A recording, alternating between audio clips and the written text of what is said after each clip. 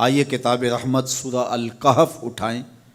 اللہ تعالیٰ نے ایک واقعہ بیان کیا ہے حضرت موسیٰ اور حضرت خضر علیہ السلام کا، کہ حضرت موسیٰ علیہ السلام عزم مصمم کر کے جب چلے تو اللہ فرماتا ہے کہ ہم نے حضرت موسیٰ علیہ السلام کو جس بندے کی نشانی بتائی تھی وہ بندہ ان کو وہاں مل گیا۔ سفید چادر اوڑے حضرت خضر علیہ السلام وہاں لیٹے ہوئے تھے، تو یہ جا کے ان کے پاس کھڑے ہو گئے کہ حضرت میں آپ کی خدمت میں اس لیے آیا ہوں کہ اللہ نے آپ کو جو خصوصی علم عطا کیے ہیں میں ان کو سیکھنے کی غرض سے آپ کی چوکھٹ پہ آیا ہوں۔ کہا تم میرے ساتھ صبر نہیں کر پاؤ گے، معاملے مشکل ہیں، سفر دشوار ہے، منزل کٹھن ہے، اور میرے معاملات ایسے ہیں کہ تم اعتراض کرو گے، اس کے بغیر تم رہ نہیں سکتے۔ حضرت موسیٰ علیہ السلام نے کہا اگر اللہ نے چاہا تو آپ دیکھیں گے میں صبر کروں گا، اور آپ کے کسی حکم کی کسی کام کی میں نافرمانی نہیں کروں گا، کسی کام کا انکار نہیں کروں گا۔ کہا کہ اچھا شرط یہ ہے کہ جو میں کروں اس پر تم اعتراض نہیں کرو گے، سوال نہیں کرو گے، یہاں تک کہ میں خود ہی نہ بتاؤں۔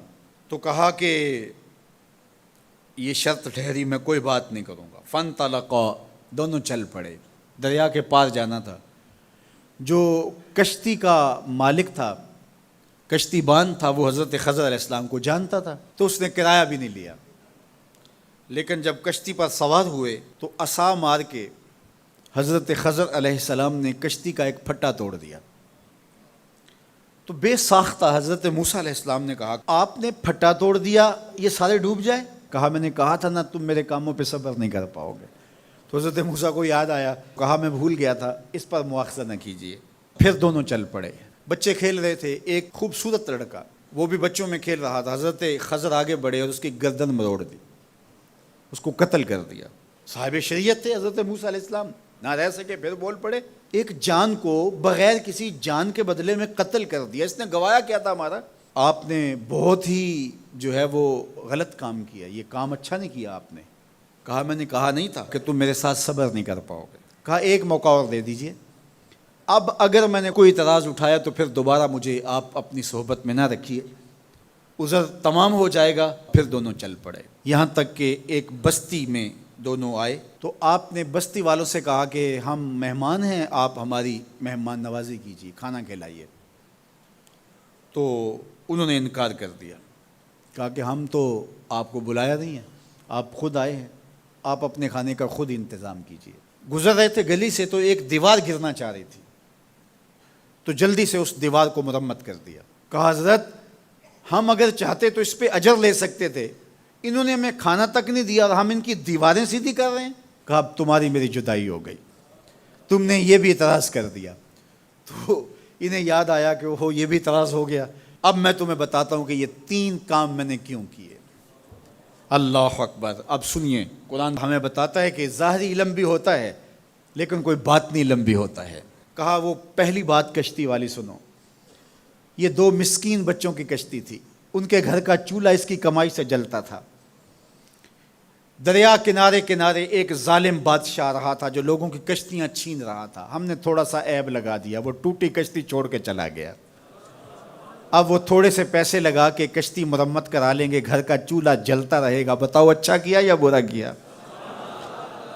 کہا رہی بات اس بچے کی جس کو ہم نے قتل کیا، اس کے ماں باپ مومن تھے، نیک تھے، صالح تھے، بچے نے بڑا ہو کے بہت برا ہونا تھا، ہم نے اس کو قتل کر دیا، اللہ اس کے بدلے ان کو بہتر اولاد دے گا۔ علماء تفسیر نے لکھا ہے اس بچے کے بدلے میں اللہ نے ان والدین کو ایک بیٹی عطا کی جس کی نسل سے 70 نبی پیدا ہوئے۔ دیوار کی کہانی بھی سن لیجئے، یہ شہر کے 2 یتیم بچوں کی دیوار تھی اور اس کے نیچے ان کا خزانہ تھا، اور ان کا باپ بڑا نیک تھا۔ خزانہ دیوار کے نیچے ہے، دیوار گرنا چاہ رہی ہے، کسی معمولی دھکے سے گر جاتی۔ 2 ہی صورتیں تھیں، یا وہ بچے خود اپنا خزانہ اٹھا لیتے یا لوگ اٹھا کے لے جاتے۔ لوگ اٹھا کے لے جاتے پھر بھی ہاتھ میں کچھ نہ آیا، اور اگر وہ خود اٹھا لیتے تو بچے ہیں، بچپنے کی وجہ سے وہ اس کو اڑا دیتے۔ تو ہم نے اس کے اوپر دیوار کھڑی کر دی، جب تک وہ اس قابل نہیں ہو جاتے کہ یہ خزانہ نکال کے اس کو صحیح مصرف پہ لگا سکیں، اتنی دیر تک دیوار گرے گی نہیں۔ اللہ اکبر۔ وہ کسی وجہ سے دیوار قائم رہے گی، اور جب وہ اس عمر کو پہنچ جائیں گے جس عمر میں وہ اس خزانے کو سنبھال سکیں گے تو پھر دیوار خود بخود گر جائے گی اور یہ خزانہ نکال کر کے اپنے کام پہ لے آئیں گے۔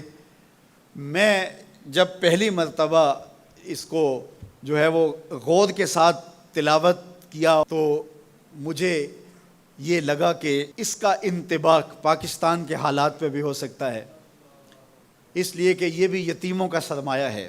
کتنے یتیم روتے بلکتے رہ گئے اور ان کے سر سے جو ہے وہ سائے اٹھ گئے اس وطن کے لیے، لیکن میرے مالک نے اس ملک کے خزانوں پر گہرے پہاڑ اور بڑی بڑی دیواریں کھڑی کر دی ہیں۔